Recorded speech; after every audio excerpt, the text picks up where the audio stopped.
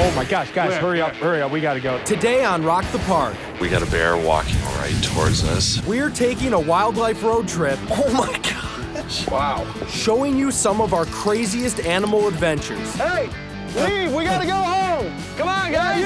We're living large I think it's got to be at least 1,000 pounds. and getting small. Ooh, he's so tiny. You gotta coax him. And it all starts right now.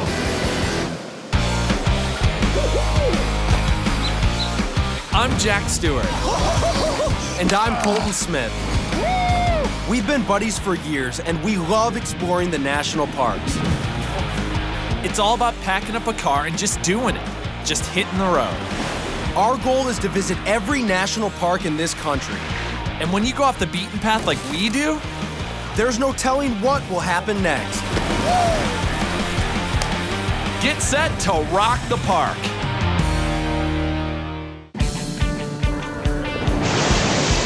Of all the reasons people visit the national parks, there's one that tops everybody's list.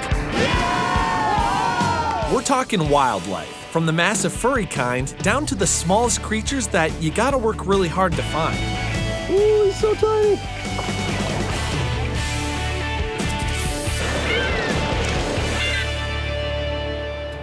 We've encountered some pretty big and powerful animals that you definitely need to be careful around. Oh, we've got some on the left here. Pull over. Wow. Sweet. And some really small creatures that you might not even see unless you look closely. Oh, I think that's a golden orb. Look at the size of that thing. That's a big old spider. And we've even seen both at the same time. Look at the little prairie dog in front of him, too. Oh my gosh, look at him. Big or small, it's all amazing.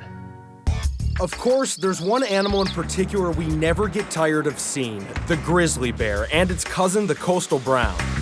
Look at the size of that one in the water. Oh my I think it's got to be at least 1,000 pounds. Katmai National Park in southeast Alaska is home to the largest population of brown bears on the planet, with more than 2,000 living here. To be this close to these bears that are 3 times bigger than anything I've ever seen before is unbelievable. We made the trip in July during the summer salmon run, when more than 1 million salmon swim up Brooks River to lay their eggs. Waiting at Brooks Falls, hungry bears. Right. You got one, yeah. Down there, we've got Otis. And I asked how long Otis will wait for salmon. And sometimes he'll sit there for 18 hours and just try to catch as many as he can. Oh, Otis got one. Otis got, he finally did it. Katmai is one of the few places on Earth where you can safely get close to bears because they don't associate people with food. Still, you always need to keep a distance of 150 feet or more. But sometimes it's the bears who break the rules. We got a bear walking right towards us. So we're gonna stay put. We're not gonna make sudden movements. And we're not gonna talk loud. Let this guy go past. Brown bears are bigger than their grizzly cousins because they live along the coast where they can eat clams and fish. But whether you're seeing them up close or at a distance, they're equally impressive. For us, the ultimate grizzly encounter came in Glacier National Park in Montana. Glacier is home to about 300 grizzlies who feed on just about anything they can get their 4-inch claws on. Oh my gosh, guys, hurry up, we gotta go. There's a bear that's really close to us. Whoa. Oh, wow. Oh my gosh. Oh my gosh. Oh, Are he's you coming right up. are you rolling? Okay. Okay. All right, so we have a grizzly bear. We've got a big grizzly bear. He's probably 300, 400 pounds. Yeah, maybe bigger. maybe He might even be like bigger. 600. He could be 500 to 600 pounds. What's cool about this grizzly is he's got the really light brown coat that makes him look like one of the brown bears up in Alaska. Like most bears, grizzlies prefer to avoid humans, and they hate being surprised. So we want to make sure he sees and hears us. Here he comes, right down there. Hey, bear! Trying to shy him away from the trail. Wow. Look at how his coat just shines. This is so cool. Oh, here he goes. Oh my gosh. Oh my gosh. Oh my gosh, is that cool? Now, he's gone back into the brush somewhere, but we know that he is incredibly close by. Here in Glacier, bears have learned to associate humans with food, so you want to keep at least 300 feet between you and any bear. If you're hiking in bear country, never hike alone. Always carry bear spray, and most importantly, make some noise. Just coming up the trail, bear. Hey, bear. Oh, there he is, there he is, there he is. We thought we'd left the bear behind us, but apparently he's heading in the same direction we are. These are the moments when the hairs on your neck stand straight up. Man, I'm blown away right now. That is the ultimate experience here in Glacier. It's important to give wildlife plenty of space and remember that this is their home. In case you forget that, some animals are quick to remind you. Oh, man. Coming up, a bison roadblock. Oh my gosh, is that a big animal? And a ram jam on the trail. Hey, leave, we gotta go home. Come on, guys. You. The national parks offer visitors a chance to connect with the outdoors and explore every extreme of Mother Nature. Wow. I was not expecting this. Including the animals who learn to adapt to all of these environments. While we were road tripping into Yellowstone, we got to spot the largest animal in North America, the bison. And let's just say, these guys are pretty hard to miss. Oh my gosh, is that a big animal? We're just driving down the road, and right in front of us is this huge bison. Yellowstone is the only place in the world where wild bison, or as they are commonly called buffalo, have lived continuously since prehistoric times. Oh my gosh. Whoa, wow. These 1,000 to 2,000 pound behemoths were almost wiped out in the US because of overhunting. Today, more than 4,000 wild bison roam the park. And they're not the only ones. We've got some elk that are right by us right now. Wow. Oh my gosh. Right now, it's rutting season, and we have 3 bull elk. So what that tells me, you've got 3 guys with 3 sets of horns. They're clashing a little bit. In the summer and fall, there can be as many as 20,000 elk in Yellowstone. In the middle of winter, they're usually not as easy to spot. Pretty awesome. We've got 2 elk up on that hillside there. You generally don't find elk in the winter at this elevation because finding food is tough. I don't see any bulls, do you? No, I don't. We were wondering where the bull was that should have been with those females up on the hill. Well, The question has been answered. As we're trekking up to our campground, oh my gosh. there is a massive bull elk right next to me, and it's a big animal. I mean, its antlers are like this big. Our only option is just to scurry around him. Luckily for us, he seems preoccupied. Just going to our campsite, buddy. Oh my gosh, is he big? Holy cow. Holy bull. Many members of the deer family are adapted to colder climates. While making our way across a volcanic lake in Alaska, we caught our first glimpse of caribou. It's really hard to tell what they are from here, but their backsides are really white, which to me says that they might be caribou. I've never seen a caribou in my life. No. This would be pretty awesome. Caribou, sometimes called reindeer, are the only type of deer in which both males and females grow antlers. They migrate almost constantly to find food and travel upwards of 3,000 miles per year. Most animals we encounter will go about their business and avoid humans. But there is one creature that likes to stand its ground. We've got a ram jam right now. We've got bighorn sheep who are just sitting on our path. We've given them a little space and they're not moving. So what we've been told is basically, we gotta try to get them off the trail. Colt and I are gonna go down there. We're gonna be very careful, but we're gonna try to use our voices to try to spook them off the trail.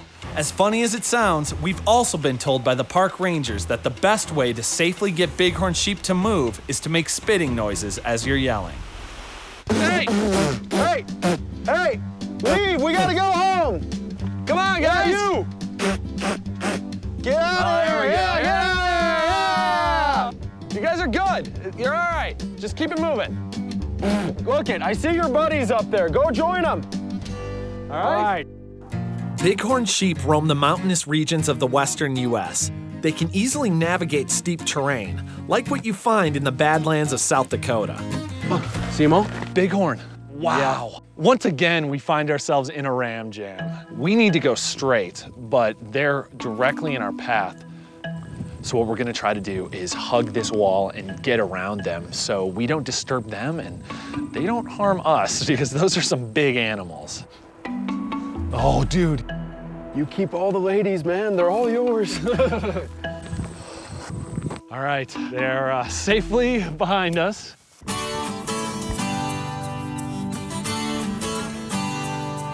Anytime you encounter a big animal, it's pretty exciting. And as long as you respect their space, you're gonna be fine. Seeing these bigger animals in the parks is incredible, but let's not forget the little guys too. Up next, He's on me. we learn about the huge role one creature plays in preserving the environment. There are more than 400 national parks in this country, and some of the most diverse ecosystems in the world. The national parks provide refuge for such a large variety of animals. You've got giant whales, moose, bison. But they're also home to some of the smallest animals that shouldn't be overlooked. You just gotta find them first. We're in the Great Smoky Mountains in Tennessee, and our buddy Dave is helping us track down an animal most people miss. We are here to enjoy one of the most beautiful organisms in the park that is very underappreciated, and that is salamanders. Oh, I thought you were talking about me for a second there. These guys have got you beat by a mile. Fair enough. The Great Smokies are known as the salamander capital of the world, with more than 30 different species living here. Salamanders are amphibians, so they live on both land and in water. So they're gonna hang out underneath these stones where it's nice and moist and cool. So if we have a salamander here, we're gonna get one hand in front of it, and we're gonna try and coax it up into our hand, and we've got him. This whole process requires a light touch. Oh, I already found one. Did you? Yeah. He's a little guy. Where'd he go? Where'd he go? He just ran off here. Little teeny tiny guy. Oh, you get him? Yep, I got him. Oh, he's so tiny. Oh, here's another one. Salamanders everywhere! Did you get him? I got him. Nice. Let's see what you guys have. Oh, yeah. So these are little tiny larval salamanders. Look at this little tiny guy. Oh, yeah. So these are little babies. Salamanders help keep the forest healthy by eating insects like mosquitoes and ticks. As a result, they help limit bites and the spread of diseases. The park represents a really, really important refuge. In addition to just being cool for us to come and hike and see neat stuff, these organisms rely on this park for their very survival. And that's true of another creature. Kemp's Ridleys are the smallest sea turtles in the world and the most endangered. And at Padre Island National Seashore, we saw just how hard the park is working to give some of these guys a little extra help. Padre Island in Texas is the biggest nesting ground for Kemp's Ridley sea turtles in the country. Dr. Donna Shaver and her team collect the eggs and protect them until they hatch. We've been invited into the nursery and have to keep our voices down so we don't wake the babies. We're going to be going into the incubation facility, and we're going to be speaking in hushed tones because the eggs become sensitive to sound, and we don't want them to go into the frenzy early. A frenzy is when the entire clutch of hatchlings goes into hyperdrive, breaks open their eggs, and starts the perilous journey from the nest to the surf. As soon as that starts, the park must release them.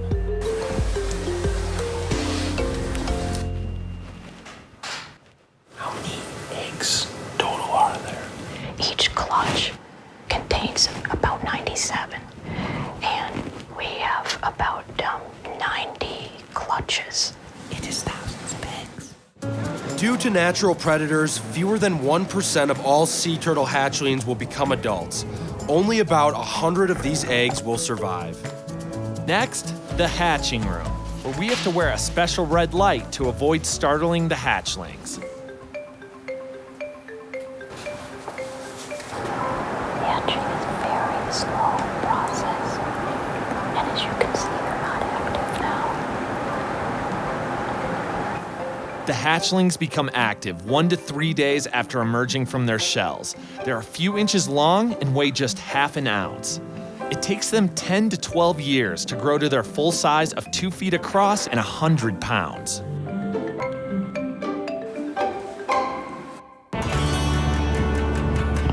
The eggs hatch from late spring into summer, and when they are ready, the park releases them at sunrise. They're tiny little guys. I mean, they're like that big. Wow. Big crowds and wildlife don't usually mix, but in this case, all the chaos protects the baby turtles by scaring away predators. Wow.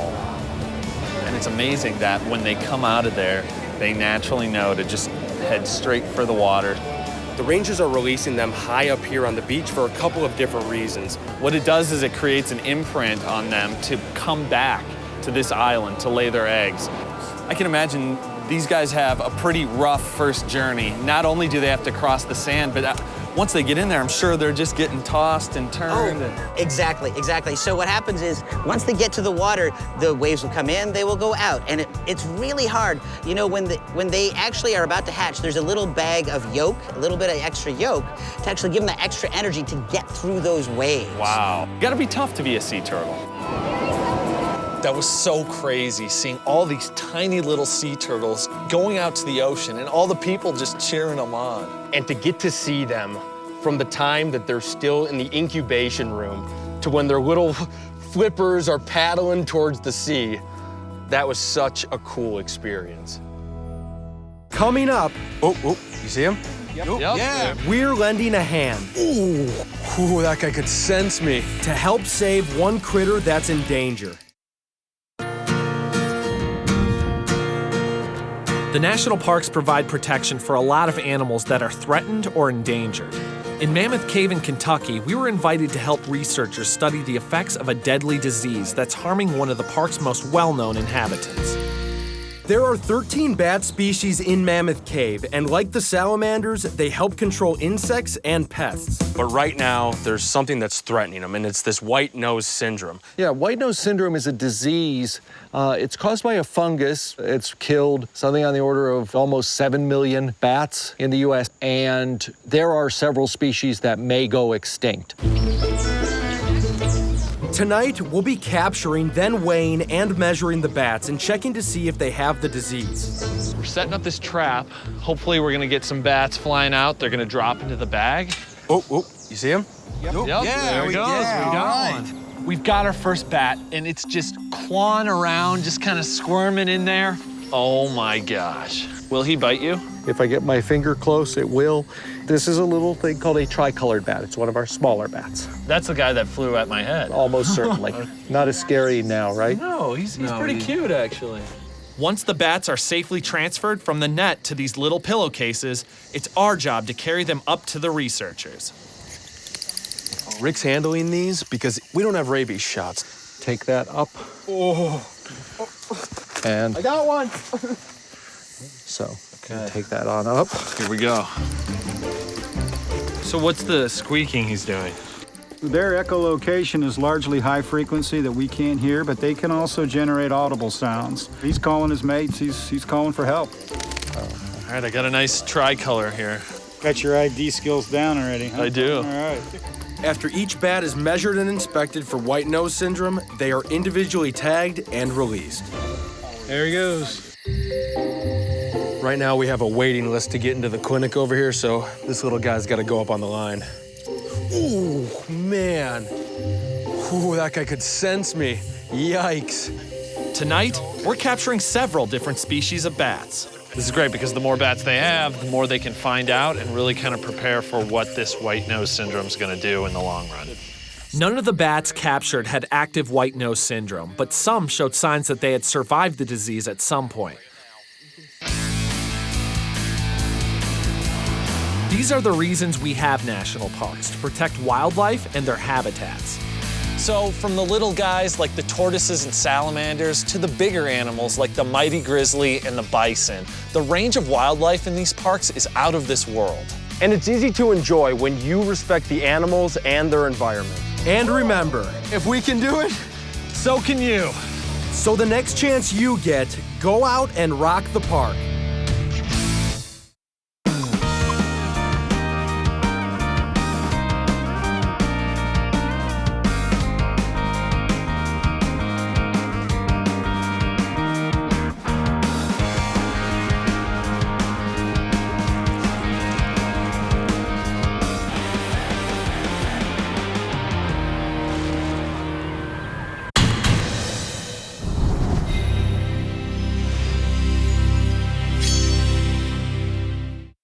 everybody, thanks for watching. Make sure to leave any questions or comments that you have. And please subscribe to the channel. There's a lot more to come.